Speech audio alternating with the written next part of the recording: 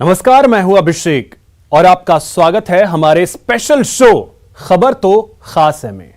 आज खबर तो खास है में बात होगी उस तोते की जिसे ढूंढकर आप लखपति बन सकते हैं। साथ ही लेकर चलेंगे रेगिस्तान में लहलहा रहे फलों के बाग में। बताएंगे कि प्रतापगढ़ की विदेशों में क्यों धूम है और सबसे खास परमाणु नगरी कैसे तैयार है दुश्मनों को करारा जवाब देने के लिए। तो चलिए आपको लेकर चलते हैं खबर तो खास है के सफर पर।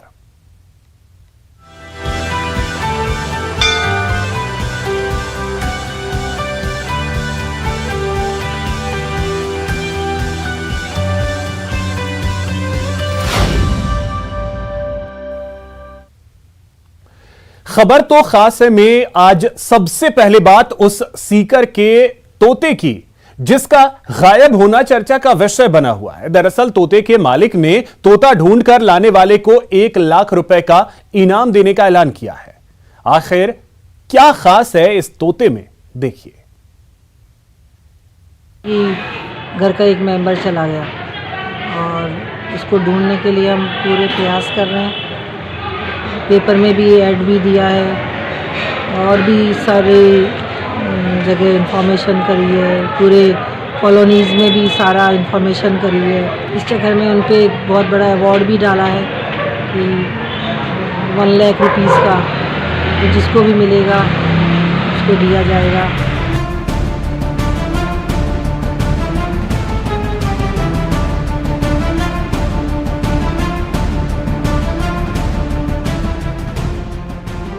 खोए हुए तोते को ढूंढकर लाने वाले को 1 लाख का इनाम। सुनने में थोड़ा अटपटा तो लगता है, लेकिन ये सच है। ये ऐलान किया है सीकर के एक चिकित्सक वीके जैन ने। दरअसल जैन का अफ्रीकन ग्रे पैरट प्रजाति का तोता 5 दिन पहले घर से अचानक गायब हो गया। इस तोते का कोई सुराग नहीं लग पाया। वहीं उनकी पत्नी ने खाना पीना छोड़ दिया। मजबूरन डॉक्टर साहब ने ये बड़ा ऐलान कर दिया। परिवार के लोगों का कहना है कि तोता परिवार का हिस्सा बन गया था और उसके गुम होने के बाद हर कोई उसके लिए परेशान है। दरअसल कोको नाम का ये तोता बेहद खास था, क्योंकि ये तोता 1000 से ज्यादा शब्द बोलता था। कब हमारी बातें पकड़ने के बोलना चालू किया हमें पता नहीं पड़ा। हम लोग कोई भी वर्ड रिपीट करते थे ना, जैसे स्टाफ है हमारा, उसका नाम हम बोलते थे बहादुर बहादुर, हमारा कोई नेपाली स्टाफ है, तो अचानक वो भी बहादुर बहादुर बोलना चालू करा। डॉक्टर के इस तोते को ढूंढने के लिए स्टाफ की एक पूरी टीम लगी हुई है। उनके स्टाफ के सदस्य पूरे दिन तोते की तलाश कर रहे हैं, लेकिन अभी तक कोई सुराग नहीं लग पाया है। तोते को इनके साथ रहते हैं, हमारे घर की तरह, बच्चा की तरह थे, तो उनको खाना पीना देते थे।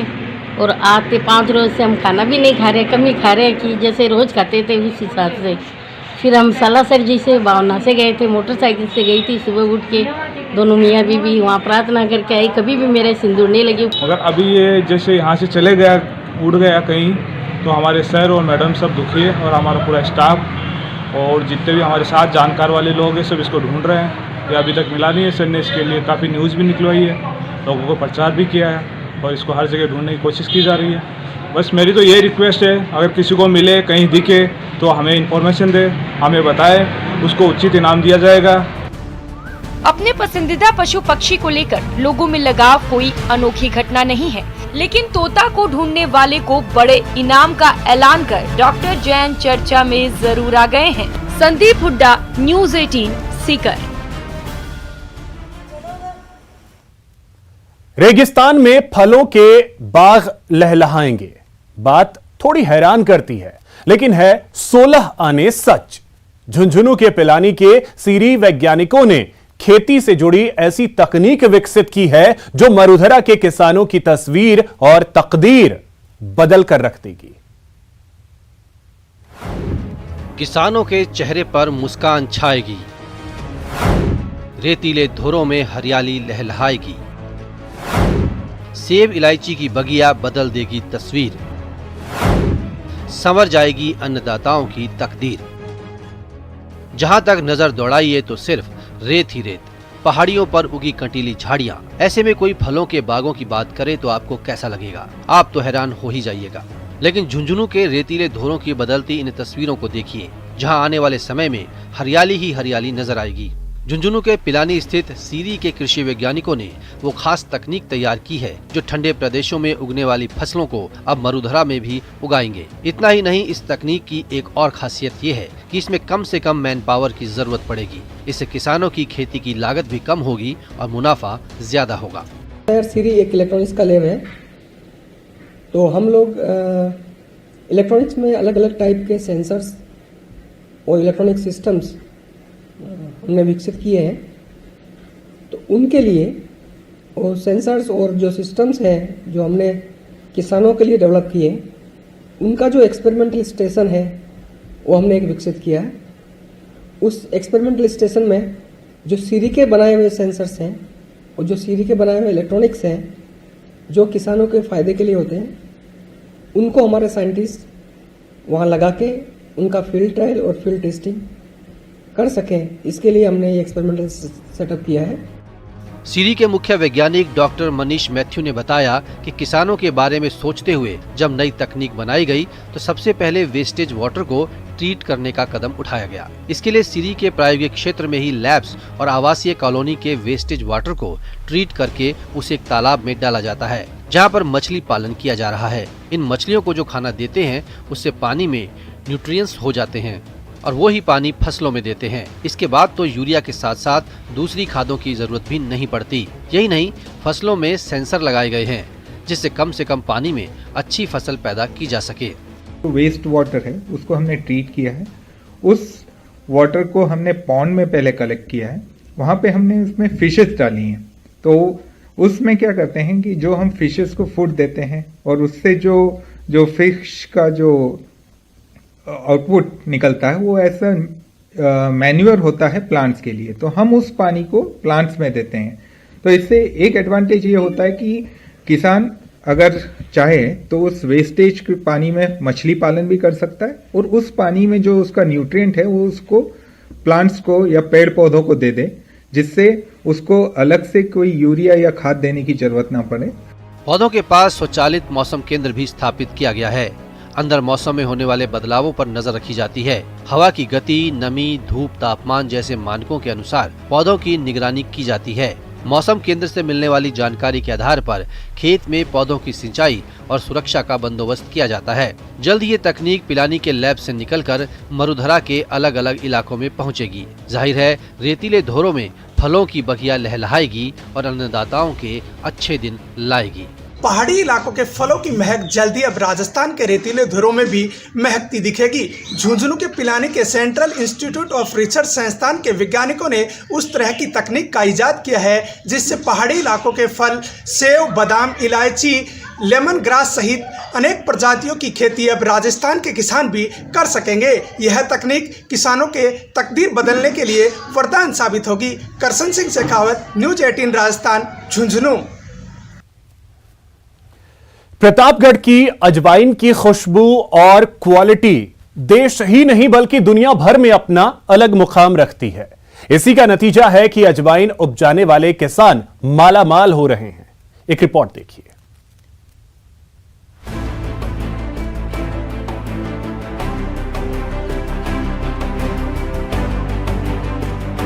स्वाद और सेहत के रखवाले मसाले सिर्फ स्वाद का तड़का ही नहीं लगाते बल्कि सेहत के लिहाज से भी फायदेमंद हैं। इसमें कोई शक नहीं है कि ज्यादातर लोगों को चटपटा और मसालेदार खाना ही अच्छा लगता है। यही वजह है कि हमारे यहाँ ज्यादातर डिशेस में मसालों का खूब इस्तेमाल किया जाता है। आपको यह जानकर गर्व महसूस होगा कि दुनिया भर के कुल मसालों का 70% हिस्से का उत्पादन भारत में ही होता है। यानी दुनिया भर के ज्यादातर लोगों के घरों में भारत के मसाले ही पाए जाते हैं। कुछ मसाले तो अपने खास गुणों के कारण घरेलू औषधि के रूप में भी काम आते हैं। मसाले की बात चले और प्रतापगढ़ का जिक्र ना हो, ऐसा कैसे हो सकता है? खासकर प्रतापगढ़ की अजवाइन की खुशबू और क्वालिटी देश ही नहीं बल्कि दुनिया में भी अपना अलग मुकाम रखती है। प्रतापगढ़ अजवाइन सभी जगह फेमस है और क्वालिटी बहुत बढ़िया आती है, जिसका अजवाइन का टेस्ट और तेज़ी सबसे ज़्यादा प्रतापगढ़ के अजवाइन में ही है। इतनी तेज़ी दूसरे अजवाइन में, जैसे मान लो जामनगर आता है, करनूल आता है, विकाराबाद आता है, उनमें इतनी तेज़ी अजवाइन में नहीं आती। प्रतापगढ़ की कृषि उपज मंडी में सीजन में 400 से 500 बोरी अजवाइन की रोज आवक होती है। हालांकि इस बार बारिश के कारण अजवाइन की क्वालिटी में थोड़ा फर्क आया, लेकिन अब फिर से अच्छी क्वालिटी की अजवाइन मंडी में आ रही है, जिससे व्यापारियों को इसके दुनिया भर में एक्सपोर्ट होने की उम्मीद है। प्रतापगढ़ जिले में पहाड़ी क्षेत्र में आदिवासी लोगों के द्वारा जो पैदा किया जा रहा है अजवाइन की, उसकी बहुत ही बढ़िया क्वालिटी है, जिसकी देश प्रदेश में बहुत मांग है, इसलिए इसमें भाव भी अच्छे मिल रहे हैं। प्रतापगढ़ में अधिकतर आदिवासी काश्तकार हैं जो अजवाइन उपजाते हैं। बेहतर क्वालिटी के चलते इन काश्तकारों को अजवाइन के अच्छे दाम भी मिलते हैं, जिसका असर इनके जीवन स्तर में भी देखा जा सकता है। न्यूज़ 18 राजस्थान के लिए प्रतापगढ़ से चंचल सनाढे की रिपोर्ट।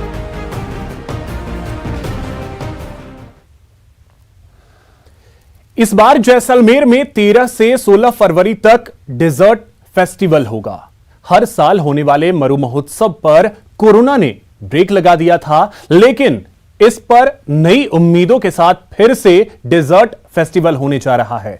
फेस्टिवल को लेकर पर्यटन विभाग पूरी तरह से तैयार है, तो कारोबारियों की उम्मीदों को भी नई उड़ान मिल रही है।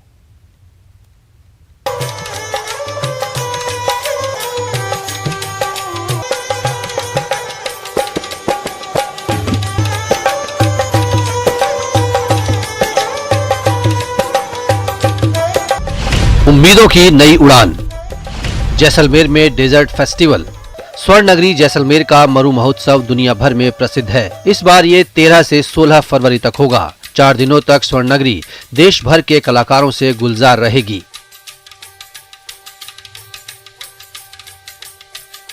इस दौरान कला, संस्कृति और मनोरंजन का अनूठा संसार रचा जाएगा। यहाँ सांस्कृतिक कार्यक्रमों के साथ सेलिब्रिटीज नाइट का भी आयोजन होगा। इसमें हर साल बॉलीवुड के नामी चेहरों को बुलाया जाता है। पर्यटन विभाग और जिला प्रशासन डेजर्ट फेस्टिवल के सफल आयोजन के लिए दिन रात मेहनत कर रहे हैं। कोरोना काल में इस बार डेजर्ट फेस्टिवल की थीम को उम्मीदों की नई उड़ान नाम दिया गया है।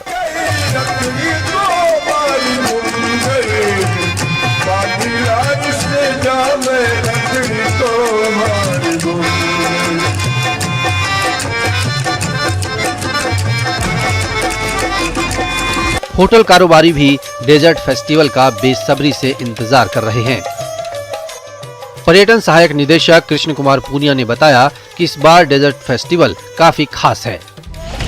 पहले दिन पोखरण और खोड़ी गांव में कार्यक्रम होंगे। फेस्टिवल का समापन सम के रेतीले टीलों पर होगा।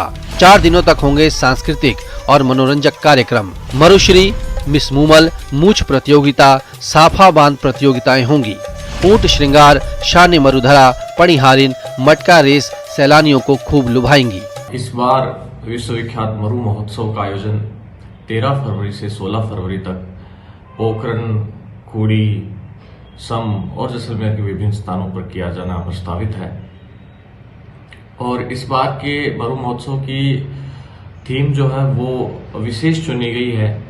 इस बार का मरु महोत्सव उम्मीदों की नई उड़ान की थीम से आयोजित करवाया जा रहा है। इस थीम को चुनने के पीछे सबसे बड़ी वजह है कि कोरोना से बुरी तरीके से प्रभावित टूरिज्म इंडस्ट्री में एक नई उम्मीद का संचार हो सके और यहाँ की टूरिज्म इंडस्ट्री की उम्मीदों को नई उड़ान मिले, नए पंख मिले।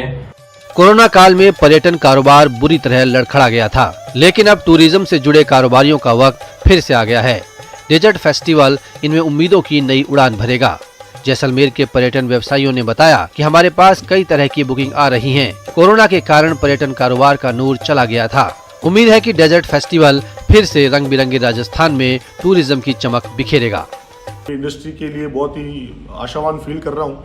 जैसे कि आप सबको पता है कि पिछले 2 साल बड़े चैलेंजिंग रहे होटल इंडस्ट्री के लिए, और उसको देखते हुए इस बार जो ये मरु महोत्सव का जो आयोजन हो रहा है और जिसका शीर्षक है उम्मीदों की नई उड़ान, तो मुझे लगता है कहीं ना कहीं हम सब लोगों को इस स्लोगन से रिलेट करते हैं खुद को, क्योंकि हमारे साथ भी है। अब हमें भी बड़ी उम्मीद जागी है। उम्मीद है कि इस मरु महोत्सव पर हजारों की तादाद में देशी और विदेशी सैलानी जैसलमेर पहुंचेंगे और जैसलमेर के पर्यटन को फिर नए पंख लगेंगे। श्रीकांत व्यास, न्यूज 18, जैसलमेर। यहां रुकेंगे एक छोटे से ब्रेक के लिए।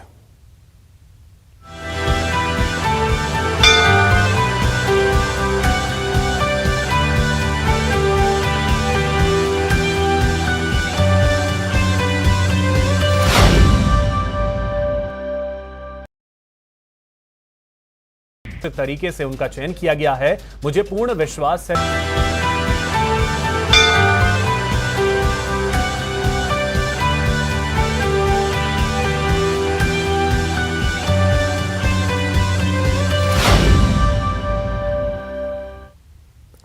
ब्रेक के बाद आपका स्वागत है।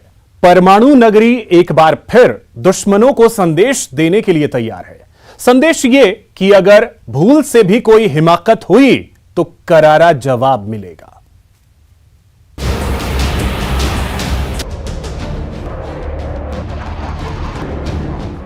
सैलाब अजीम से कैसा डर, मैं कश्ती धकेल ले आया, चंद रकीब आंखें दिखाते थे, मैं राफेल ले आया। यही राफेल अंतर्राष्ट्रीय भारत पाक सीमा पर अपना दमखम दिखाने वाला है। आगामी मार्च में होने वाले भारतीय वायुसेना के एक्सरसाइज वायु शक्ति 2022 में 36 राफेल हिस्सा ले सकते हैं। दहल जाएंगे दुश्मनों के दिल,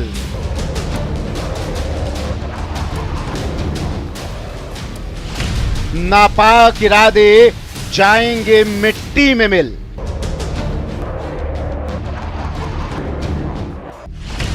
गगन में जब राफेल भरेगा हुंकार,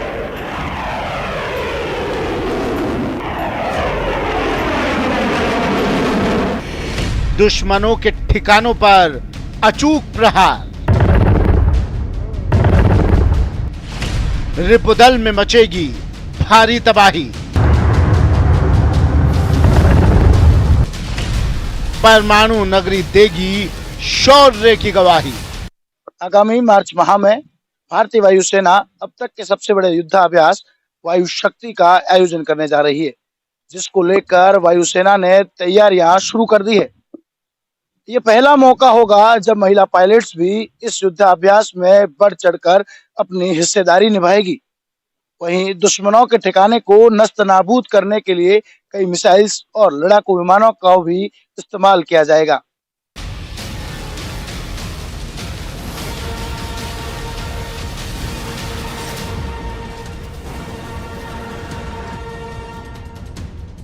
परमाणु नगरी एक बार फिर वायु वीरों के शौर्य की साक्षी बनेगी।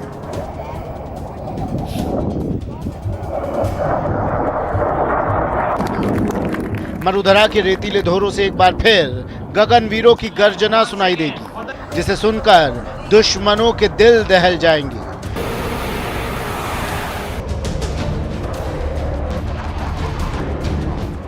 आसमान को चीरता राफेल साकार होगा, दुश्मनों के ठिकानों पर अचूक प्रहार होगा।